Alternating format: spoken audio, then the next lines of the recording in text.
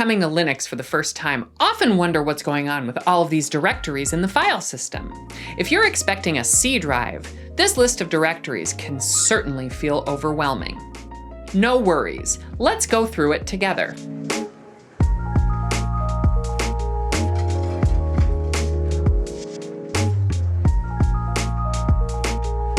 Greetings and welcome back to Linode.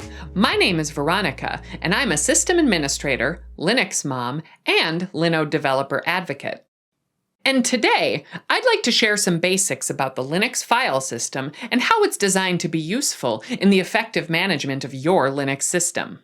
Linux and Unix systems display files, configuration, and system information in a hierarchy of folders. Understanding how these files and folders work together is a vital part of getting comfortable with a Linux server. Pretty much any Linux administrator is going to be spending some time in these folders, so let's dive into the basics together. If you want to see the folder structure for yourself, the easiest way is to use the ls command. The ls command lists out files in a directory and is a pretty useful command. I'm going to use it right here on a fresh Rocky Linux 8 Linode to show off all the typical directories. By the way, if you don't already have a Linode account and want to try out the platform, stay to the end to learn how you can get a $100 60-day credit on your new Linode account. Anyway, here in my terminal, I'm using the ls command followed by a /. This command lists out the root directory, and when I press enter, you'll see the directories we're about to get to know. Now, I should note real quick that these folder descriptions are conventional, but they're not always strictly followed. There's a degree of interpretation here, so flexibility is your friend. With that, let's take a look. Bin. Bin is a directory which contains important executable programs and core operating system commands. In modern Linux distributions, this directory tends to be symbolically linked to /user/bin, which we'll cover in a minute. Listing out this folder shows tons of programs we use every day, including right there, the ls command itself. Boot. Boot is, unsurprisingly, the directory which contains the files needed by the bootloader. The initial RAM file system also lives here as well as the kernel. As you can imagine, the boot directory isn't a directory you should be playing with unless you know what you're doing. Dev. Dev contains your device files. These files are dynamically created based on the various physical and virtual devices that are connected to your system. You may have heard the expression that in Linux, everything is a file or directory. Well, Dev demonstrates that pretty well. Here on my Linux desktop, for example, when I run ls-l/dev/nvme*, I can see some very basic info about the two NVMe drives my desktop has.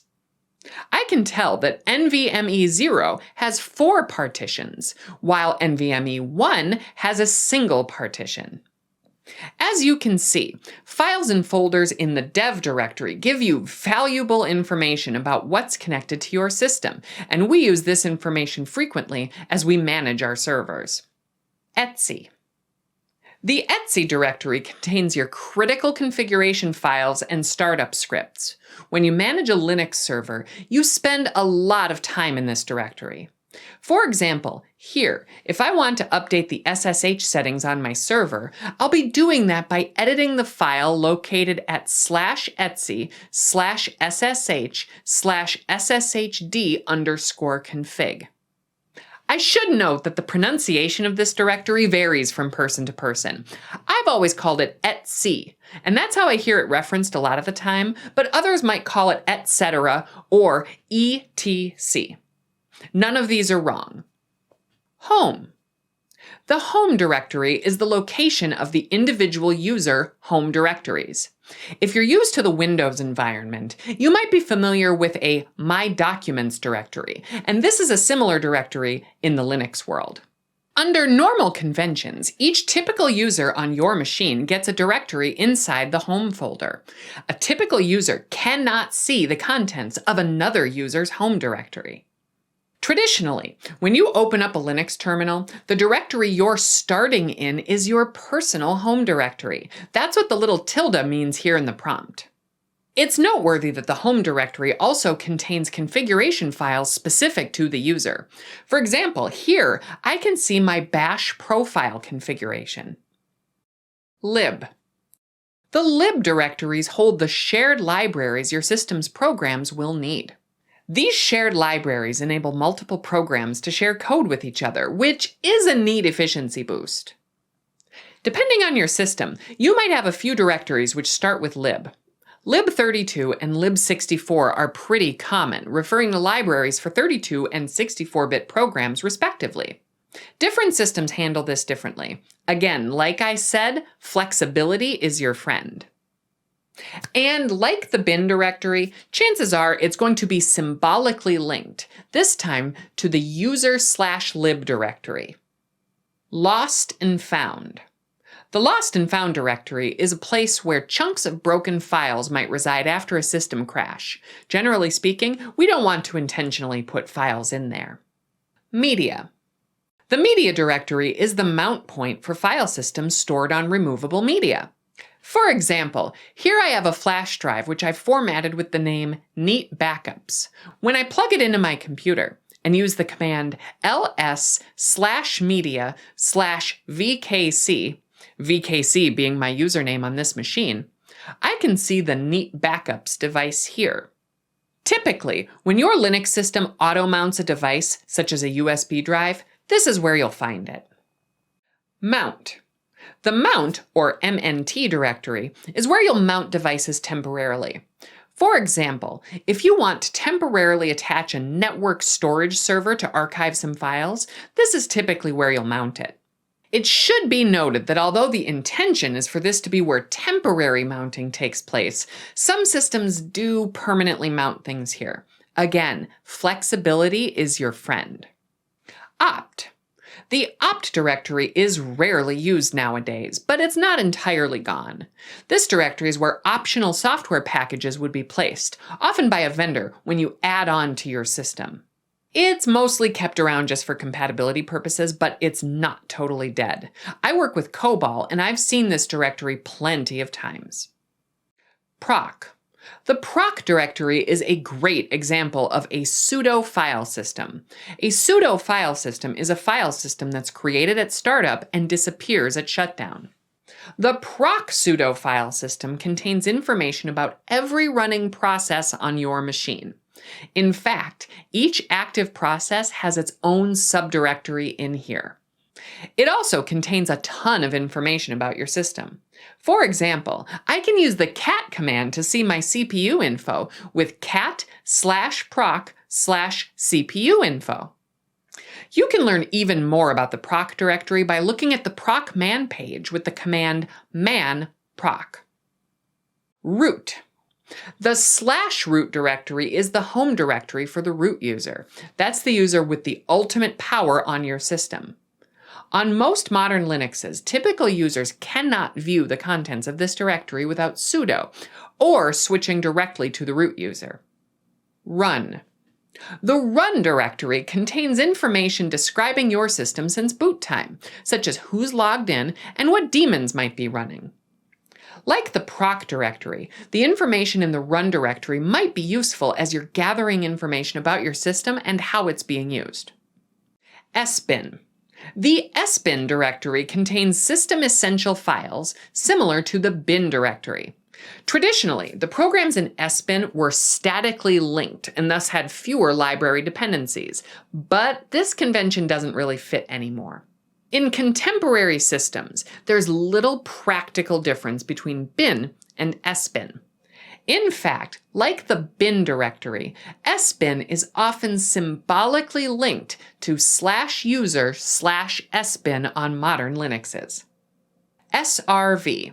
The srv directory is occasionally used as a folder for files served by a web server or other server mechanisms such as FTP.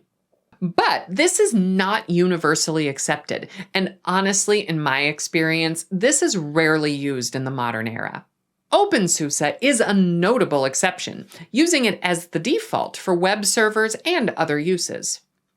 That being said, most of the time, you'll probably just see this as a blank directory. Sys. The sys directory contains information about the devices, drivers, and kernel features running on your system. This directory is often referred to as like proc, but better structured. And to be honest, I can kind of see it. You'll use both sys and proc frequently as a Linux administrator to pull information about the systems you're working with. Temp. The temp directory is what it sounds like, a directory for temporary files. We often use this directory to store things we don't intend on keeping beyond the next reboot. There's any number of files you might place here temporarily, items you're downloading, keys you'll only briefly need, or even just as a terminal scratch pad on the fly. User. The user, or USR folder, contains most of the programs and utilities your system will be running. Now, a quick side note. Folks often pronounce this directory as user, which makes it sound like a user directory or a directory of users, but that's not really an accurate description of it in the modern era. It's best to think of it as the place most of your programs actually reside. Remember that /bin folder we talked about earlier? Well, on most modern systems, /bin is just a link to the folder user/bin. A file placed in /bin is actually being placed in user/bin and just made visible in /bin for compatibility purposes. Same thing with /sbin. It's just a link to user/sbin on most modern Linuxes. Your lib directories too will usually be symbolically linked here. Because this is where the bulk of your programs live, it's usually shared between all users and read-only except via root or sudo. var. Lastly, the var directory is your system-specific variable files. This means logs, temporary message files, and spool files, that sort of thing. Confusingly, you might occasionally find configuration files here that aren't in etc. And this is also where web servers tend to place their files. Apache, for example, often serves files from the var/www directory. Okay, that was a lot. You can, of course, find more information about your file system hierarchy by using the man page for hire at man, H-I-E-R. There's also a ton of info online, such as the file system hierarchy standard specifications. Again, I can't say it enough. Flexibility is your friend, especially when learning something complicated like the Linux file system. And one of the easiest ways for you to get familiar with Linux is using the cloud, and Linode has made this so easy. If you're new to Linode, guess what? There's a link in the description that will give you a $100 60-day credit for new Linode accounts. Try it out and spin up a Linux instance right from your browser. It's super easy. And thank you so much for watching our video. Make sure to leave a comment with other tutorials you'd like to see on this channel.